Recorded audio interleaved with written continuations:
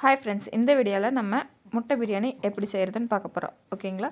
ஒரு கடாயில் எண்ணெய் ஊற்றி கடுகு போட்டுட்டு பிரியாணி ஸ்பைசஸ்லாம் ஆட் பண்ணி பச்சை மிளகா, இஞ்சி, பூண்டு, சின்ன வெங்காயம், அப்புறம் சின்ன வெங்காயம் இடித்து போடுங்க. அடுத்து பெரிய வெங்காயம் கட் பண்ணி போட்டு நல்லா வணக்கணும். ஓகேங்களா.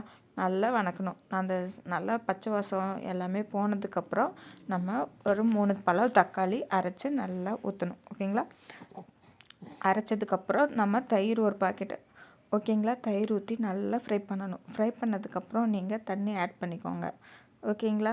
தண்ணி தேவையான அளவு நீங்கள் தண்ணி ஆட் பண்ணதுக்கப்புறம் அதில் அரிசி போட்டுட்டு மஞ்சத்தூள், பிரியாணி மசாலா, கரம் மசாலா, வீட்டில் அரைச்ச மிளகாத்தூள், ஓகேங்களா. அரைச்ச மிளகாத்தூள் இன்னும் கொஞ்சம் டேஸ்ட்டு நல்லாயிருக்கும், ஸ்பைஸியாக. ஓகேங்களா.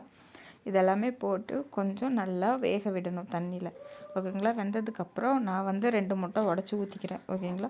2 முட்டை உடச்சி ஊற்றி நெக்ஸ்ட்டு குக்கரில் க்ளோஸ் பண்ணி விசில் எடுத்து விட்டிங்கன்னா பிரியாணி சூப்பராக இருக்கும். ரெடி.